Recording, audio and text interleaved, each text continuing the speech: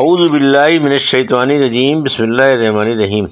الحمد للہ رب العالمین، والصلاة والسلام علی سید المرسلین و خاتم النبیین، اما بعد۔ صحیح مسلم۔ باب جو شخص جھوٹی قسم کھا کر کسی مسلمان کا حق مال لیوے اس کی سزا جہنم ہے۔ حدیث نمبر 353، اردو ترجمہ۔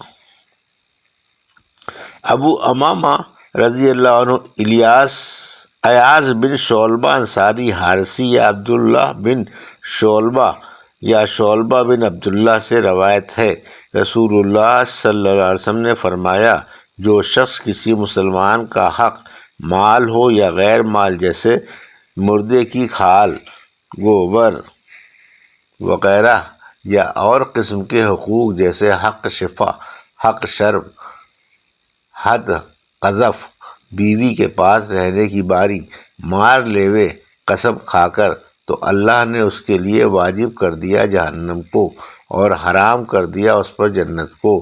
ایک شخص بولا، یا رسول اللہ صلی اللہ علیہ وسلم، اگر وہ ذرا سی چیز ہو؟ آپ صلی اللہ علیہ وسلم فرمایا، اگرچہ ایک ٹہنی ہو پیلو کی۔ حدیث نمبر 354، اردو ترجمہ۔ مذکورہ بالا حدیث اس سند کے ساتھ بھی آتی ہے۔ حدیث نمبر 355، اردو ترجمہ۔ عبداللہ بن مسعود رضی اللہ عنہ سے روایت ہے، رسول اللہ صلی اللہ علیہ وسلم نے فرمایا، جو شخص قسم کھاوے حاکم کے حکم سے ایک مسلمان کا مال مارنے کے لیے اور وہ جھوٹا ہو تو ملے گا اللہ سے اور وہ اس پر غصہ ہوگا۔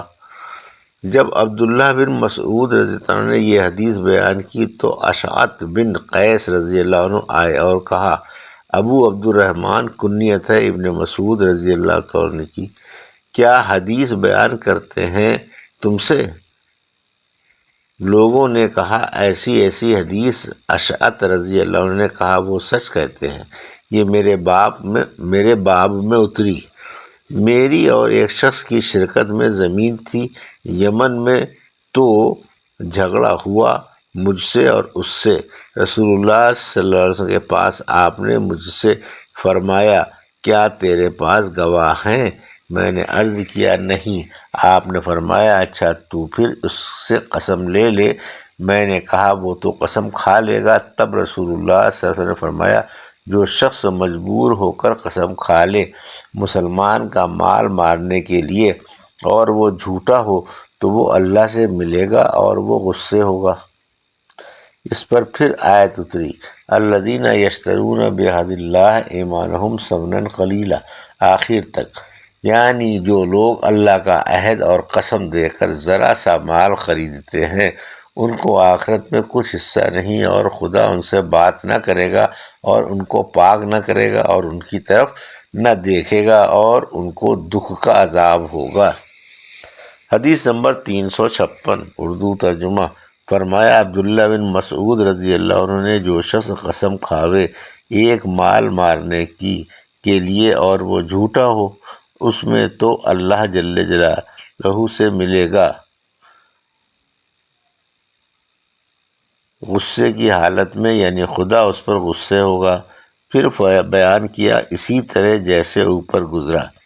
اس میں یوں ہے کہ میرے اور ایک شخص کے بیچ میں تکرار تھی ایک کنویں میں، ہم دونوں نے جھگڑا کیا۔ رسول اللہ صلی اللہ علیہ وسلم کے پاس آپ نے فرمایا، تیرے واسطے 2 گواہ ہیں یا اس کی قسم ہے۔ حدیث نمبر 357، اردو ترجمہ۔ عبداللہ بن مسعود رضی اللہ عنہ سے روایت ہے، میں نے سنا رسول اللہ صلی اللہ علیہ وسلم سے، آپ فرماتے تھے، جو شخص قسم کھاوے کسی مسلمان کے مال پر ناحق تو ملے گا اللہ سے اور اس پر غصے ہوگا۔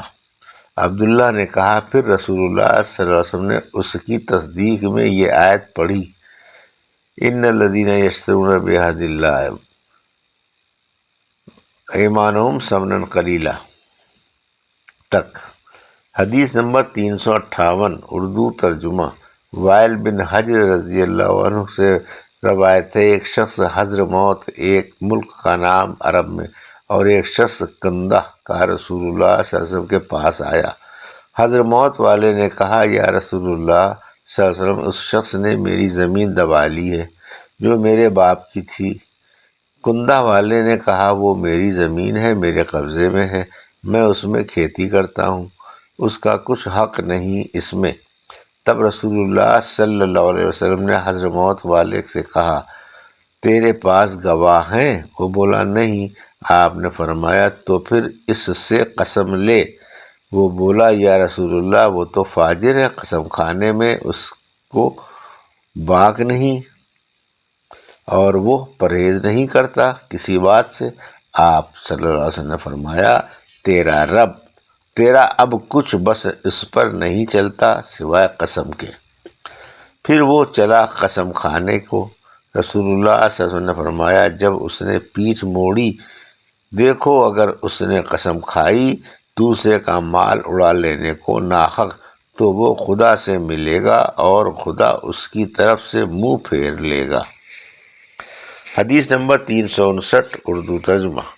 وائل بن حجر رضی اللہ تعالیٰ سے روایت ہے، میں رسول اللہ صلی اللہ علیہ وسلم کے پاس تھا، اتنے میں دو شخص آئے لڑتے ہوئے ایک زمین کے لیے۔ ایک بولا اس نے میری زمین چھین لی ہے جاہلیت کے زمانے میں، اور وہ امرال قیس بن عابس کندی تھا اور اس کا حریف ربیہ بن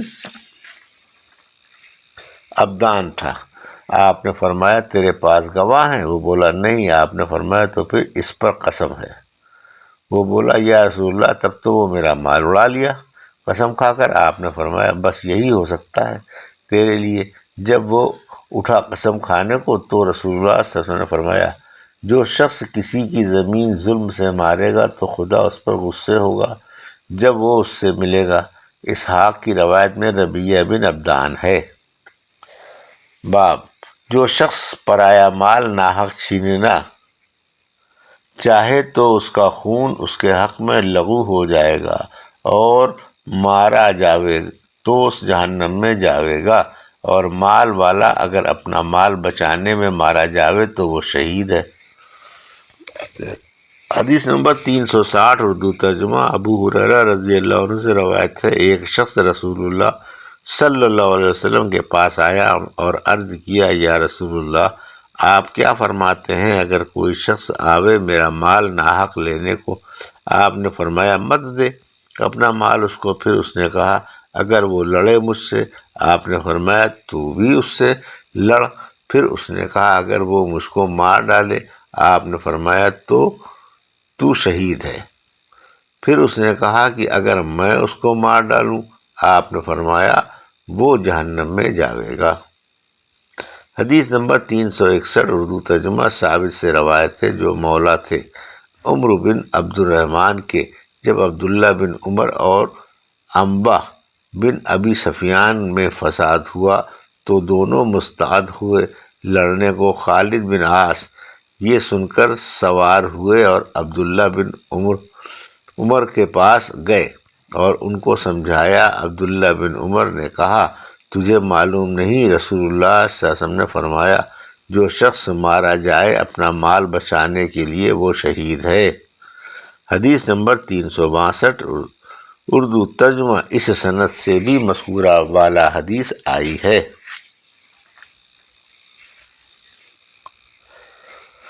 باب جو حاکم اپنی رعیت کے حقوق میں خیانت کرے اس کے لیے جہنم ہے۔ حدیث نمبر 363 اردو ترجمہ۔ حسن سے روایت ہے عبداللہ بن زیاد موقل بن یسار کے پوچھنے کو آیا جس بیماری میں وہ مر گئے تو موقل نے کہا میں ایک حدیث بیان کرتا ہوں جو میں نے رسول اللہ صلی اللہ علیہ وسلم سے سنی ہے، اور اگر میں جانتا کہ ابھی زندہ رہوں گا تو تجھ سے بیان نہ کرتا۔ میں نے رسول اللہ صلی اللہ علیہ وسلم سے سنا، آپ فرماتے تھے کوئی بندہ ایسا نہیں جس کو اللہ تعالیٰ رعیت دے پھر وہ مرے اس حالت میں کہ وہ خیانت کرتا ہو اپنی رعیت کے حقوق میں، مگر خدا حرام کر دے گا اس پر جنت کو۔